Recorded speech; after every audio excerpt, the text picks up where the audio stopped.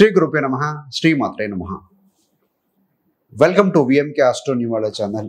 August 17, 2025 నుండి 17 September 2025 వరకు నెల రోజుల పాటుగా సూర్యగ్రహం ఒక సంవత్సరం తర్వాత తన స్వక్షేత్రమైనటువంటి సింహరాశిలో స్థితి పొందడం వల్ల ఎలాంటి శుభాశుభాలు ఇవ్వబోతున్నారు, అదేవిధంగా ఒక్కో రాశి వారికి ఏ విధంగా ప్రభావాన్ని చూపిస్తారు, రెమెడీస్ ఏవి చేసుకుంటే బాగుంటుంది, ఇవన్నీ కూడా చూద్దామండి.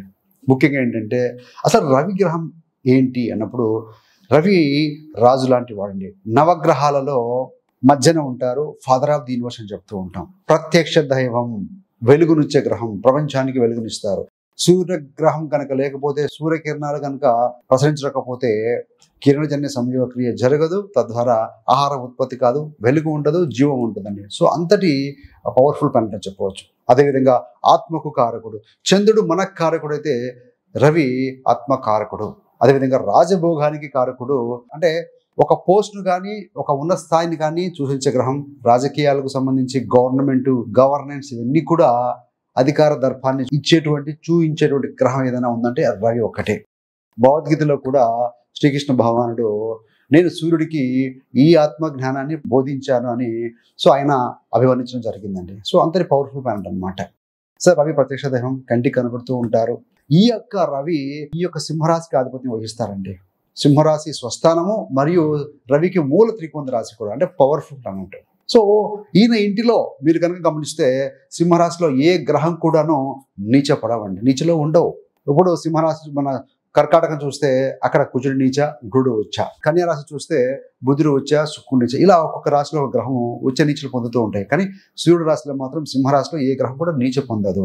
తండ్రి ఇంటిలో విధేయుడు ఎలాగైతే సురక్షితంగా ఉంటాడో అందువలనే ఆయన రాశిలో ఏ గ్రహం కూడా నీచపడి ఉండదు. బాగానే ఉంది. మరి ఈ యొక్క 17 ఆగస్టు నుండి 17 సెప్టెంబర్ మధ్యలో గ్రహణాలు ఏమైనా ఉన్నాయా అని అంటే, ముఖ్యంగా సెప్టెంబర్ 7వ తారీఖున కుంభరాశిలో చంద్రగ్రహణం ఏర్పడబోతుంది. సో అది రాత్రి రమారంగా 9:56 తర్వాత నుండి తెల్లవారుజామున మనకు ఉంటుంది కాబట్టి, సో 3:30 పాటుగా పూర్తిగా ఉంటుందండి. సో ఇక్కడ ఏంటంటే శతభిష నక్షత్రం చివరి పాదంలో టచ్ అవుతారండి, ఎక్కువగా ఉంటుంది శతభిషలో. సో తర్వాత పూర్వపాద నక్షత్రం మొదటి పాదంలో ఈ యొక్క చంద్రగ్రహణం అనేది ఏర్పడుతుంది, ఫామ్ అవుతుంది కూడా. మరి సూర్యగ్రహణం చూస్తే 22 సెప్టెంబర్ 2025 తేదీన ఈ సంవత్సరం చివరిదైనటువంటి సూర్యగ్రహణం కూడా ఏర్పడుతుంది. ఇండియాలో పెద్దగా ప్రభావం ఏమి ఉండదండి. అదేవిధంగా బుధాదిత్య యోగం కూడా, రవి గ్రహము బుధ గ్రహము సింహరాశిలో కలుసుకుంటున్నారు కాబట్టి ఈ యొక్క డిగ్రీ రీత్యా చూసినప్పుడు 30 ఆగస్ట్ 2025 నుండి 15 సెప్టెంబర్ 2025 మధ్యన బుధాదిత్య యోగం ఫామ్ అవుతుంది. సో ఇది పవర్ఫుల్ యోగం అని చెప్పవచ్చు అండి. బుద్ధి, అదేవిధంగా డెసిషన్ మేకింగ్ పవర్, నిర్ణయం తీసుకునే కెపాసిటీ చాలా స్ట్రాంగ్గా ఉంటుంది ఈ సమయంలో. అదేవిధంగా 4 గ్రహాలు వరుసగా ఉంటున్నాయి కాబట్టి ఈ యొక్క మిథునం నుండి కూడా ఇక్కడ కన్యా వరకు కూడా, సో దాని ఏమంటే మాలికా యోగం అంటారు. అంటే ఏంటంటే సిద్ధప్రద యోగం అంటారు. అంటే ఏంటంటే ఏదైనా అనుకుని కనుక సంకల్పం తీసుకుంటే కనుక ఈ సమయంలో కనుక ఆ వర్క్ చేస్తే కనుక ఫోకస్డ్గా డెఫినెట్గా ఆ కార్యం సిద్ధిస్తుందని చెప్పబడుతుంది. మరి పితృపక్షం కూడా ఈ యొక్క సెప్టెంబర్లోనే ఉంటుంది. ముఖ్యంగా ఏంటంటే 7వ తారీఖు సెప్టెంబర్ నుండి మొదలవుతుంది ఈ యొక్క పితృపక్షము. పితృ రుణాలను తీర్చుకోవడానికి ఇది ఒక మంచి అవకాశం ఉంది. ఈ మాసంలో దేవతలను ప్రసన్నం చేసుకోవాలంటే ముందుగా పితృ కార్యక్రమాలు ఘనంగా నిర్వహించాలి. మరి ఎవరు ఈ సమయంలో ఈ నెల రోజుల పాటుగా జాగ్రత్తగా ఉండాలి, ఎవరు బాగుంటుంది, ఎవరికి ఎలా ఉంటుంది అంటే, ముఖ్యంగా విద్యార్థులు, ఉపాధ్యాయులు, ప్రభుత్వ ఉద్యోగులు, కాంట్రాక్టర్స్, లీడర్స్ మరియు మేనేజర్స్కి చాలా అద్భుతంగా ఉంటుందండి. సో లీడ్ చేయగలుగుతారు. ఇక్కడ అధికారము, పబ్లిక్ ఇమేజ్, పబ్లిక్తో పనిచేసే వారికి పాజిటివ్ ఎనర్జీ పొందగలరు అని చెప్పవచ్చు. కాకపోతే ఈ యొక్క రవి ఆల్రెడీ సింహరాశిలో ఉన్న కేతు వల్ల ఇది చెందడం వల్ల ఏంటంటే కొందరి దగ్గర అహంకార పూరిత మాటలను మాట్లాడడం వల్ల ఇగో క్లాసెస్ వచ్చే అవకాశం ఉంటుంది. అధికార సమస్యలు కొంచెం తలెత్తే అవకాశం ఉంది. కాబట్టి రాజులు, ముఖ్యమైన పదవులే ఉన్నవాళ్ళు, టీములు లీడ్ చేసేవాళ్ళు, ఐటీ కానీ కార్పొరేట్ రంగంలో కానీ ఎందులోనైనా సరే కొంత అహంకారం లేకుండా కొంచెం జాగ్రత్తగా మెయింటైన్ చేయండి, సరిపోతుందండి. ఆరోగ్య సమస్యలు, రవి ఆరోగ్యానికి కారకుడు, ఈవెన్ సంతానానికి కూడా కారకుడు అండి. సో 9 గ్రహాల్లో రవి మరియు గురుగ్రహాలే, ఈ యొక్క జూపిటర్ అండ్ సన్, ఈ 2 గ్రహాలే సంతాన కారకుడు కూడా. కాబట్టి ఏంటంటే ఆరోగ్యపరంగా చూసుకుంటే కంటికి సంబంధమైన ఇబ్బందులు, కాలేయ సంబంధమైన సమస్యలు కాస్త ఉత్పన్నమయ్యే అవకాశం ఉంది. సో ఒకవేళ మీకు వ్యక్తిగతంగా లగ్నం ఇవన్నీ బాగుంటే పెద్ద వర్రీ అవ్వాల్సిన అవసరం కూడా ఏమీ కనబడట్లేదండి. తులారాశి వారికి రవిగ్రహం తన స్వక్షేత్రంలో ఒక సంవత్సరం తర్వాత తిరిగి రావడం వల్ల ఎలాంటి ఫలితాలు ఇవ్వబోతున్నారో చూద్దామండి. తులారాశికి అధిపతి శుక్రుడు తులారాశిలో చిత్త 3, 4 పాదాలు, స్వాతి 4 పాదాలు, విశాఖ 1, 2, 3 పాదాలు, మొత్తం 9 నక్షత్ర పాదాలు ఉంటాయండి. సో వీరందరికీ కూడా మనం చెప్పుకోబట్టి ఫలితాలు మీకు వర్తిస్తాయి. తులారాశి వారికి 11వ స్థానాధిపతి రవి ఆయన ఆ ఇంటికి వస్తున్నారు. ఏ ఇంటి ఓనర్ ఆ ఇంట్లో ఉంటే ఎలాగైతే పాజిటివ్గా ఉంటుందో అలానే తులారాశి వారికి కూడా శుభ సంఘటనలు జరగబోతున్నాయని చెప్పాలండి. మరి ముఖ్యంగా ఏంటంటే ఆదాయంలో వృద్ధి ఉంటుంది. 10వ స్థానం అంటే ఏంటి? వృత్తి. ఈ యొక్క రవి ఏ రాశిలోకి వస్తున్నాడో 11కు, 10 నుంచి 2వ స్థానం 11 అనేది. కాబట్టి వృత్తి ద్వారా ధనాదాయం, ధనలాభం, మీకు నేమ్ అండ్ ఫేమ్ రావటం కూడా జరుగుతుంది. మరి రాశాధిపతి శుక్రుడు కూడా ఎక్కువ కాలము కర్కాటకంలోనే ఉంటారు ఆ సమయంలో 10వ స్థానంలో. కాబట్టి వృత్తిపరంగా బాగుంటుంది. రెండవది 11వ స్థానంలో ఈ యొక్క రవి గ్రహం ఉన్నారండి, పవర్ఫుల్. పరిచయాల ద్వారా లాభం ఉంటుంది. మీకు ఏదైనా పొలిటికల్గా కావచ్చు, ఉన్నత స్థాయిలో ఉన్న వ్యక్తులు కావచ్చు, లేకుంటే మీ సమానులు, మీ ఫ్రెండ్, బంధుమిత్రుల ద్వారా కావచ్చు, లాభం ఉంటుంది. ఏ విధంగా అయ్యానంటే కొన్నిసార్లు పరిచయాల ద్వారా, నెట్వర్క్ ద్వారా కూడా మీకు మీ రంగాల్లో వాళ్ళు ఉపయోగపడతారు.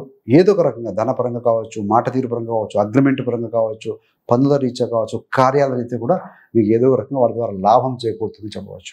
అదేవిధంగా మీకు గ్రూప్లో అంటే కొంతమంది విష్ణు సహస్రనామ పఠనం కావచ్చు, లలిత అమ్మవారి ఆరాధన కావచ్చు, ఇలాంటివి చేస్తూ ఉంటారు కదా, ఏదైనా కావచ్చు అండి. గ్రూపులో ఆధ్యాత్మిక సాధన చేస్తూ ఉంటే కనుక మీకు చాలా అద్భుతమైన ఫలితాలు ఈ సమయంలో చూడబోతున్నారు. కాబట్టి గురుడు 9లో ఉంటాం, శుభగ్రహం 11లో రవి ఉంటాం అనేది చాలా పాజిటివ్గా ఉంది.